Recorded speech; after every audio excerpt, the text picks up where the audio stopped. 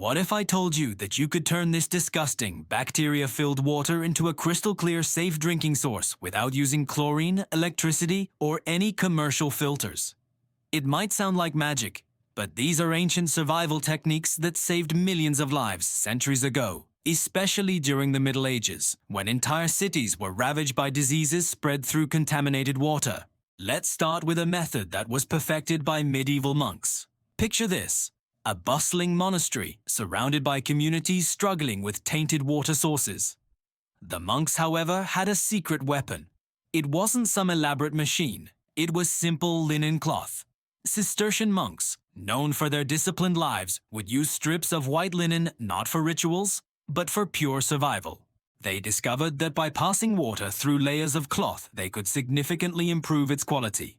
The genius of this method lies in its simplicity and reliance on natural forces like gravity and capillary action. Imagine water slowly seeping from one container to another, drawn through a strip of fabric.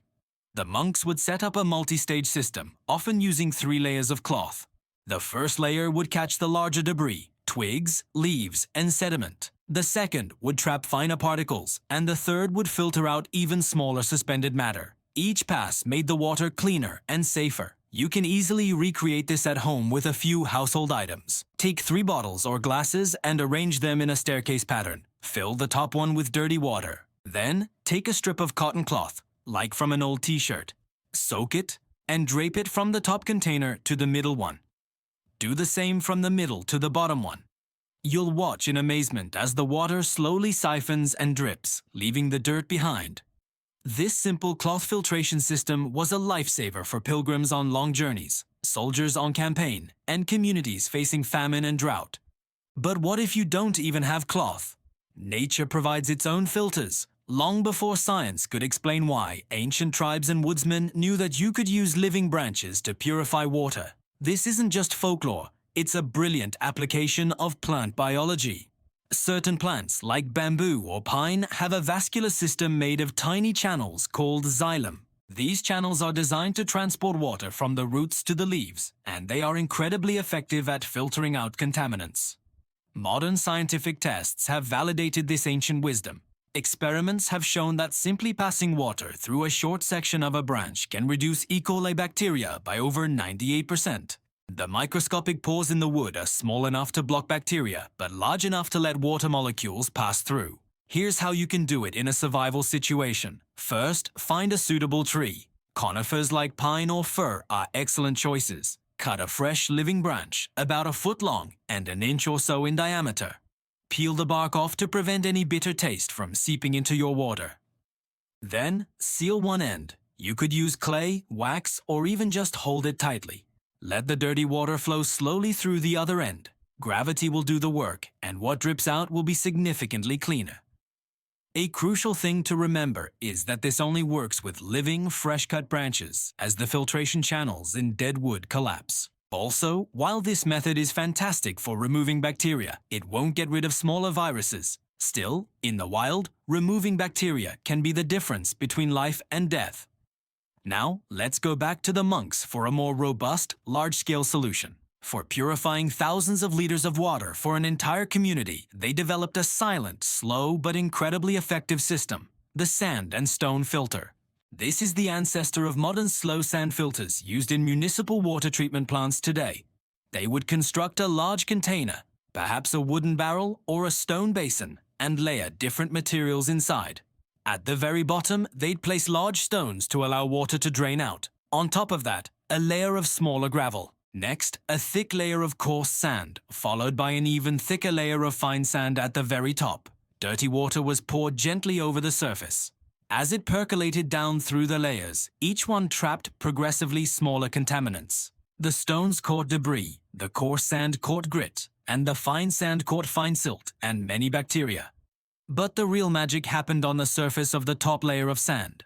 Over a few days, a thin, slimy biofilm would form. This living layer, known as the Schmutzdecke in German, is a bustling ecosystem of beneficial microorganisms that actively consume and break down harmful pathogens. This biological filtration is what made the system so powerful, turning murky water into something safe enough to drink. It was slow, but the results were undeniable. Finally, what if you have no pots, no cloth, and no filter materials? There's one last primal technique that has been used since the Stone Age: boiling water with hot stones. During the Middle Ages, many families couldn't afford expensive metal pots. So, they would create a waterproof container by digging a hole in the ground and lining it with clay, or using a leather pouch. They defill it with water and then use wooden tongs to drop in stones that had been heated in a fire until they were red hot. The sizzle and steam would be instantaneous as the stones transferred their intense heat to the water, quickly bringing it to a rolling boil. A sustained boil kills virtually all dangerous microorganisms, bacteria, viruses, and protozoa. The key was to use dry, smooth, non-porous stones, like granite or river rocks, as porous stones like sandstone could trap water and explode when heated. This simple, ingenious method ensured that even the poorest families could have access to safe drinking water, using nothing but the earth, fire, and stones around them. From the simple cloth wick to the living branch filter, the complex sand purifier, and the primal power of hot stones, these ancient methods show us that human ingenuity has always found a way to survive and thrive. The next time you turn on your tap, take a moment to appreciate the centuries of wisdom that led to the clean water we often take for granted. No fancy filters, no purification tablets, no electricity.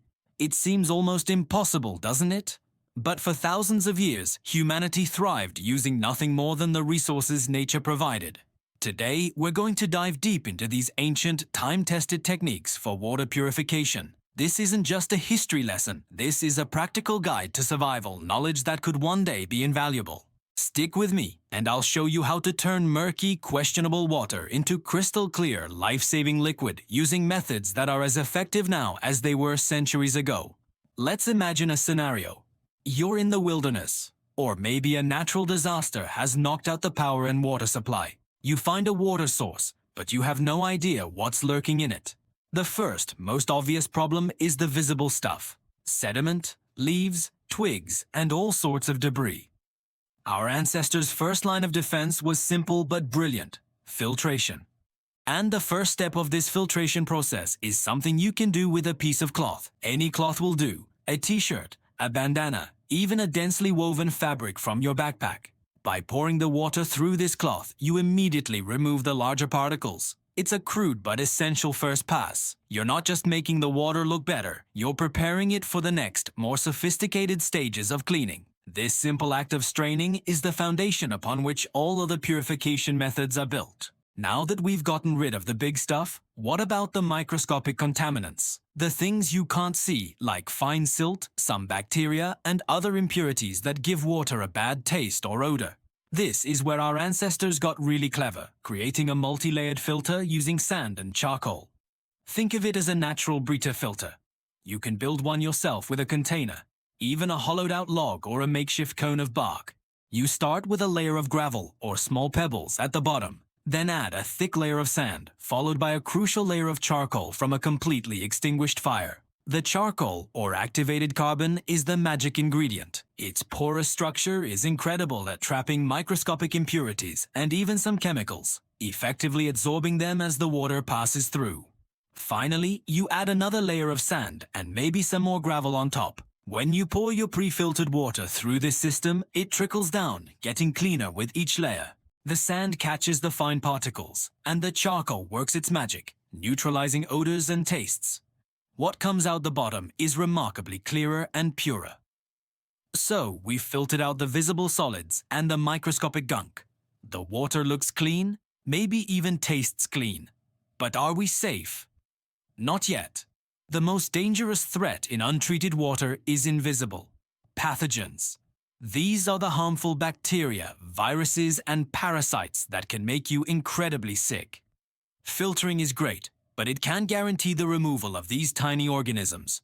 For this, our ancestors turned to the ultimate purifier: fire. Boiling water is, and always has been, the most reliable way to kill virtually all disease-causing microorganisms. A rolling boil for just 1 minute is enough to make water biologically safe. But what if you don't have a metal pot to boil water in? This is where the ingenuity of ancient people truly shines. They used a technique called stone boiling. Here's how it works. You need a watertight container, which could be a clay pot, a carved wooden bowl, or even a carefully constructed pit lined with clay or large, sturdy leaves. While you're setting that up, you build a fire and place several smooth, non-porous stones, like river rocks, directly in the flames to get them scorching hot.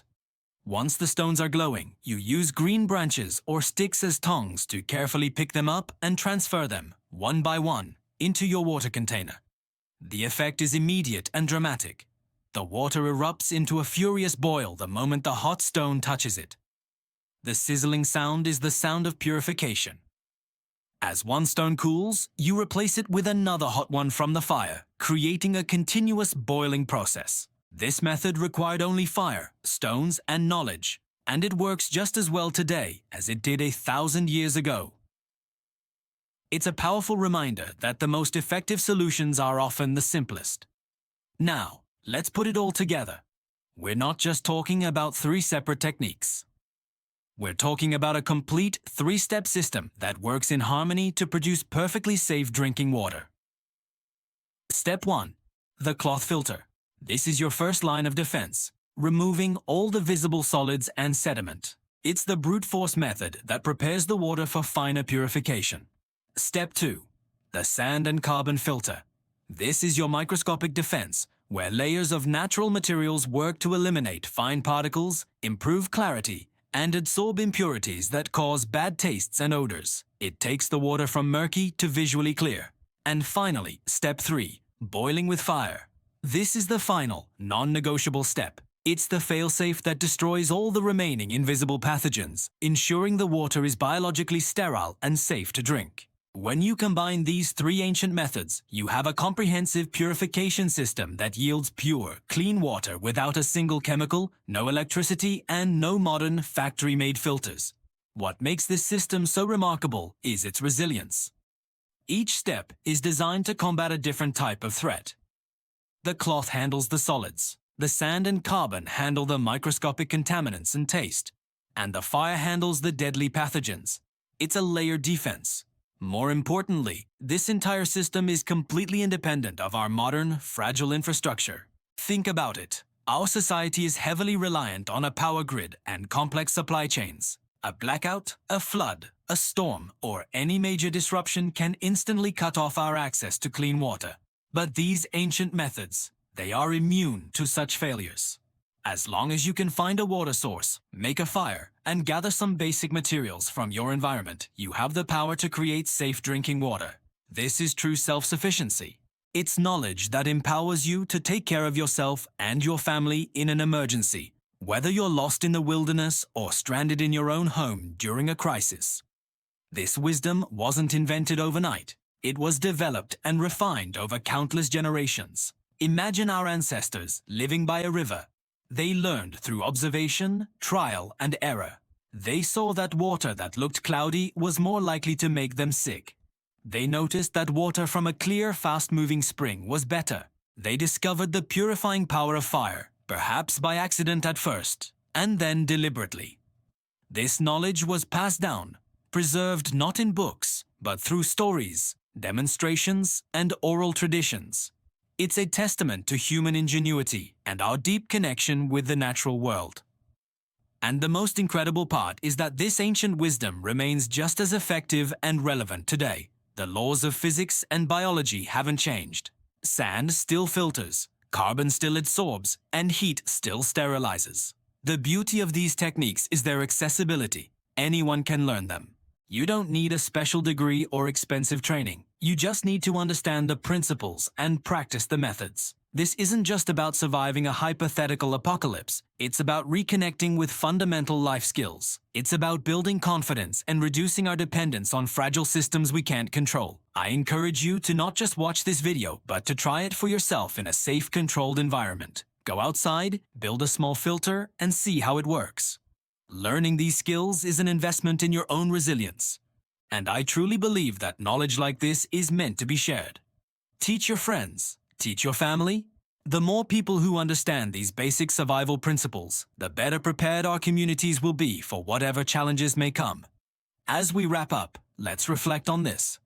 For nearly all of human history, We survived and thrived without electricity, without complex technology, without the conveniences we now take for granted.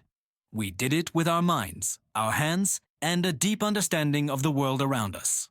These skills are not lost. They are simply waiting to be rediscovered. Knowing how to purify water using only what nature provides is more than a skill. It's a connection to our shared human heritage. It's a powerful reminder that we are more capable and resilient than we often believe. Humanity survived for millennia without the grid, and if you have this knowledge, so can you.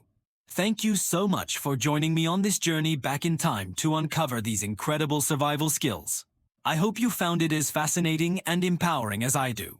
If you enjoyed this video and want to learn more practical, time-tested skills, please hit that like button and subscribe to the channel so you don't miss our future adventures.